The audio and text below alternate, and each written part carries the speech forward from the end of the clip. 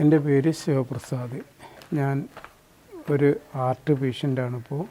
എനിക്ക് തീരെ heart operation കഴിഞ്ഞ് വീണ്ടും ഞരമ്പടയുകയും തലയിലും ഞരമ്പടയും ജോലിക്കൊന്നും പോകാൻ പറ്റാതെ കുറേ കിടപ്പിലായി.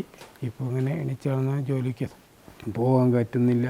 എൻ്റെ മകളും ഒരു മകനുമുണ്ട്. മകൻ ഒക്കെ പഠിപ്പ് നിർത്തി ഇപ്പോൾ ചില്ലറ ജോലിക്ക് ഒരാളെ കൂടെ പോയിക്കൊണ്ടിരിക്കുകയാണ്. മകളെ പറയുന്നത് അങ്ങനെ മകളെ കല്യാണം കഴിഞ്ഞ് ആ പൈസ പിൻവലിച്ച സമയത്തായിരുന്നു പെട്ടെന്ന് ഒന്നും ചെയ്യാൻ പറ്റാതെയായി. അവസാനം പിന്നെ കുറേ കടങ്ങൾ വന്നു, വീട് വിൽക്കേണ്ടി വന്നു. അങ്ങനെ ആകെ കഷ്ടപ്പാടിലാണ്.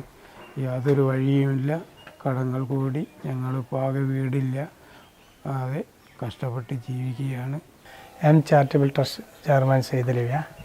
പിന്നെ ഇപ്പോൾ അച്ഛൻ്റെ അസുഖങ്ങൾ എത്ര വർഷമായി? ഏകദേശം ഇറങ്ങിയപ്പോൾ ചുരുങ്ങിയത് എത്ര കൊല്ലം?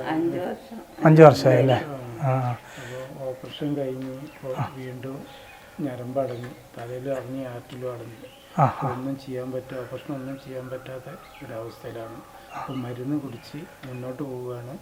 അപ്പോൾ മരുന്ന് തന്നെ കുറേ പൈസ വേണം. പിന്നെ മകളെ കല്യാണം കഴിഞ്ഞ് ആ പൈസ പിൻവലിച്ച സമയത്തായിരുന്നു. ആ സമയത്തായതുകൊണ്ട് കുറേ കടങ്ങൾ വന്നു, കുറേ ആൾക്കാർ സഹായിച്ചു. അങ്ങനെയൊക്കെയാണ് നമ്മളെ കല്യാണം കഴിഞ്ഞത്. അപ്പോൾ കല്യാണം കഴിച്ചു കൊണ്ടുപോയിട്ട് അവൻ ആകെ പിന്നെ 8 മാസത്തെ അങ്ങനെ അവൻ പിന്നെ വെള്ളടിയും പ്രശ്നങ്ങളായിട്ട് മകൾക്ക് അവിടെ നിൽക്കാൻ പറ്റാത്ത പ്രശ്നമായി. അതിൽ കുട്ടിയുണ്ടായി. അങ്ങനെ അവൾ വീട്ടിൽ തന്നെയാണ്. അങ്ങനെ ഉള്ള ഒരു ബുദ്ധിമുട്ടും ഞങ്ങൾ വീട് വിൽക്കേണ്ടി വന്നു, കടം വന്നു. ഇപ്പോൾ ഞങ്ങൾക്ക് വീടില്ല. ഞങ്ങളങ്ങനെ കഷ്ടപ്പെട്ട് ജീവിക്കുകയാണ്. മകന് ചെറിയൊരു ജോലിക്ക് പോയിട്ടാണ് ഞങ്ങൾ നിത്യജീവിതം എങ്ങനെയെങ്കിലും കഴിഞ്ഞ് പോകുന്നത്. കടങ്ങൾ ബാക്കി കിടക്കുകയാണ്, വീടില്ല. അങ്ങനെ മുന്നോട്ട് കുറേ നീങ്ങിക്കൊണ്ടിരിക്കുകയാണ്. ഓക്കെ. അപ്പോൾ അമ്മക്ക് അച്ഛന് ഇപ്പോൾ ഒരു വീടാണ് ആവശ്യം അല്ലേ? വലിയൊരു ആഗ്രഹം. മോളെ വെച്ചിട്ട് ഒരു വീട്ടിൽ നിൽക്കാൻ എനിക്കൊരു സമാധാനം ഉണ്ടാവില്ല. അപ്പം അമ്മൻ്റെ വിഷമം അച്ഛൻ്റെ വിഷമങ്ങൾ നമ്മൾ തീർക്കാം. ചാരിറ്റബിൾ ഭാഗമായിട്ട് നിങ്ങൾക്കൊരു വീട് വെച്ച് തരാനുള്ള ഒരു മീറ്റിംഗ് സംസാരിക്കുന്നുണ്ട്. അത് എത്ര പെട്ടെന്ന് നിങ്ങൾ പാസ്സാക്കി തരുമോ? ഒരു വീടായി കിട്ടിയ സമാധാനം. ഇന്നിപ്പോൾ മോള് പണിയിലേറ്റ് മരുന്ന് വരെ വാങ്ങിയിട്ടില്ല. ഗുളിക മരുന്ന് വാങ്ങുന്നതിന് വിഷമല്ലേ? ഗുളിക വാങ്ങണമെങ്കിലും വേണം 500 റുപ്യേൻ്റെ പുറത്ത് വേണം അവർക്കൊരു രാജ്യത്തേക്ക് ഗുളികക്ക്. ഓക്കെ. മരുന്നിനുള്ള പൈസ ചാരിറ്റബിൾ ട്രസ്റ്റിന് വേണ്ടി മരുന്നിൻ്റെ ഞാൻ ചെയ്തു തരാൻ നോക്കാം. രണ്ടാമത് വീടിൻ്റെ കാര്യം ഞാൻ ചർച്ച ചെയ്യട്ടെ. എന്നിട്ട് അമ്മ അച്ഛന് വിഷമിക്കല്ലേ, പരിഹാരങ്ങൾ ഉണ്ടാക്കാനുള്ള നമ്മൾ ശ്രമിക്കും. പിന്നെ ഇതിപ്പോൾ ഈ വീട് പാര വീടാണിത്? ഇത് ഒരു ഇവിടെ അടുത്തുള്ള ഒരാളെ വീടാണ്. ഇതിപ്പം വാടകയ്ക്കാണ്. വാടക വീടാണ്. ശരി.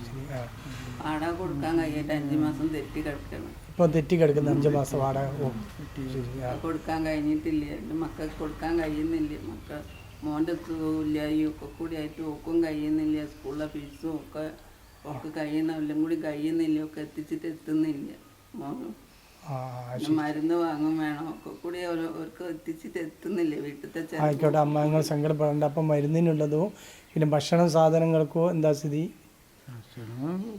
കുറച്ച് ഇങ്ങനെ അവിടെ നിന്ന് കടം, ഒരു പിടിയിൽ കുറേ കടാണ്, ബുദ്ധിമുട്ടുണ്ട്. കട അവിടെ പൈസ ആഴ്ചയിലാണ് കൊടുക്കുക.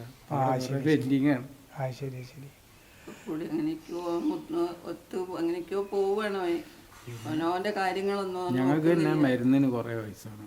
അവന്റെ സുഖേടനൊന്നും അവൻ നോക്കുന്നില്ല. ഇപ്പൊ 2 മാസം അവനിപ്പോ ഇവിടെ സുഖമില്ലാതെ ഊരക്ക് വീണിട്ട് ഊര പൊട്ടിയിട്ട് ഇവിടെ കിടപ്പില്ലേനി 2 മാസം.